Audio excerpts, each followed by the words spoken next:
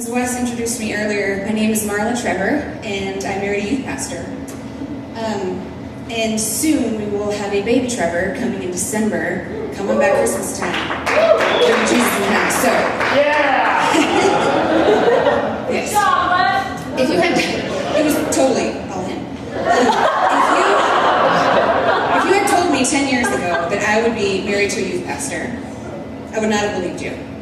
If you told me that I would also be standing in front of a group of youth workers, telling them about being married to a youth pastor, I would have absolutely 100% thought you were crazy.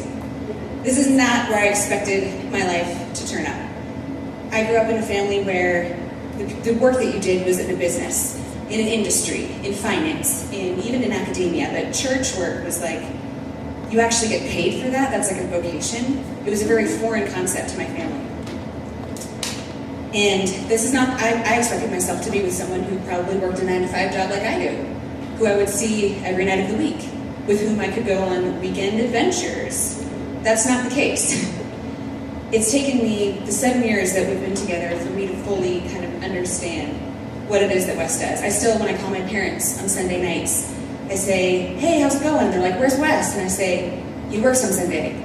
He works every Sunday. I've been telling you this for 7 years. It's not everything. So it's taken me some getting used to, and one of the times that I distinctly remember it clicking in my mind the importance of Wes's job was he'd been at a church for just a couple of months. They got a call late at night saying, our student's in the hospital, and we need you to come down right away. This might be a familiar story to some of you.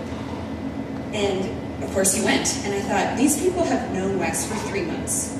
There's no one I've known for 3 months that I would call and ask to come to a hospital for me. But they see his role as important. He has worked with his student, he has worked with his parents, and he's important in their lives. I have 2 pieces of encouragement today. I am not a volunteer in the youth group. I am not a small group leader. I am not in any way hands-on involved because I'm not good at that. But my life is absolutely controlled and structured around youth ministry, as you can imagine. We don't take weekend getaways. We have certain things that happen on certain nights of the week, and my schedule is absolutely affected. So I have the perspective of someone who is intimately involved, but from a distance. I have 2 pieces of encouragement today. And the first one is that your job is important. We have a group here of a mix of people. We have volunteers, we have volunteer full-time youth workers, we have small group leaders, we have paid youth workers. And for those who are paid, I would bet that you did not go into this industry because it pays a lot, or because you have really good health care, or vacation time. You do get to wear shorts in the summer, so that's cool. You share that with mail delivery people, so that's nice. But you have a calling. You're probably in this position because God spoke into your heart and said, I really want you to work with young people. God told you to do something, and you didn't. There's been many times in my life where God has said, Marla, I think you should do this. And I've been like, no, I don't think so. I've got a lot of other things to do. That's not interesting to me. Not you guys. You guys are here because you obeyed what God told you to do. That is huge. That in and of itself is an example for your students. Even for the people around you, for the parents that you work with. For someone like me who looks at Wes and says, this is a crazy job, and you love it. That's an important role in the lives of other students. I'm sure you've also had a night where you've done either, maybe it's a retreat, maybe it's a weekly programming thing that you do, youth group, Sunday school, whatever it is, and you thought, nothing worked tonight. Nothing. My talk was terrible, students had super low energy, the game sucked, this night was a total bust. And in those moments, it is very tempting to be discouraged. And what I want to tell you guys here is that you have no idea what God is doing in the lives of people around you. Just because you can't see what he's doing in the life of a student, or a volunteer, or a student's parent, doesn't mean he's not doing it. There can sometimes be a culture in some organizations that your job as a youth worker is to save students. Your job is to have a certain number of baptisms, give out a certain number of Bibles, have a certain number of students attend whatever event yours is. This might come as a surprise to you, but your job is not to save students. Your job is to hear what God has to say to the people in your life and to be a vessel for him. That's even more important than if it was you saving students by yourself. Don't ever doubt the work that God can do through you to the people around you, because he's chosen you for a reason. Even on those nights when you feel like whatever program you had was terrible, he is using that. Your job is absolutely important. If you save the life of one student, if you influence the life of one student for God, that's worth it. Second piece of encouragement: don't give up. That seems kind of obvious, but if you've ever been around churches for any length of time, I'm sure you've heard from a pulpit, from a pastor, from a congregant, from a student's parent, someone say, youth are important. If we don't invest in the lives of our youth, we won't have a church in 30 years.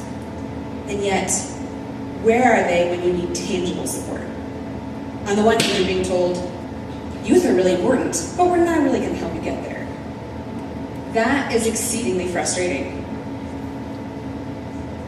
You probably don't have the budget you want. You might be scrounging for volunteers. You might not have the respect of your coworkers who are like, what is this guy who wanders in all day drinking coffee in a hoodie? What does he actually do? Like, what impact does this make? And you're sitting there thinking, this is absolutely vital, and it seems like no one understands what it is that you do. If you're a small group leader, if you volunteer, you have your own job, you have your own family, you have your own things you do every day, and then you come to youth group. By the time 5 o'clock hits, I'm exhausted, and I go home. You guys go and hang out with students. When we talk about incentive, as a volunteer, you have absolutely no tangible incentive. You are doing this because you feel it's important and you feel called to it. Sometimes it feels like you're probably part of your own youth group game, like you're playing dodgeball in a mud pit and no one can get their footing and everyone's just slipping and sliding all over the place, and it's like, we can't make an impact here. Carrie talked about engaging parents. I'm sure you've had a parent who drops a student off on your weekly gathering and says, okay, here's their 1 hour of spiritual development. And you're like, cool, so in 1 hour I'm supposed to tell this student about the mystery of God. And the disciples lived with Jesus for 3 years, and look how well that turned out. Okay, cool. Maybe they think you're a miracle worker, hey, and if that's how that goes, maybe they have more respect for you than I realize. What I'm saying to you, friends, is that your role is important, and you have an important role in these students' lives. Don't give up, even when you can't see what you're doing, even when you can't see the impact. God can do incredible things for you. He can do impossible things, and he's chosen you guys to do it. That's a lot of responsibility, but that's awesome. There have been times where Wes comes home from an event or from a retreat or something, and he just says, this is terrible, I don't want to do this anymore. This job sucks, and it's super hard, and I'm not making any difference. And I'm sure there are times where you've been there too. Hopefully they're few and far between, but that happens. I have tried to be a volunteer. Where Wes and I met was working at a camp for junior high school students.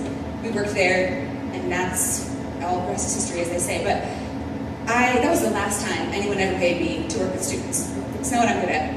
I'm not good at what you guys do. You have a calling. We need you to live into your calling. You are a special group of people. There are very few people who are good at what you do. We need you to do it.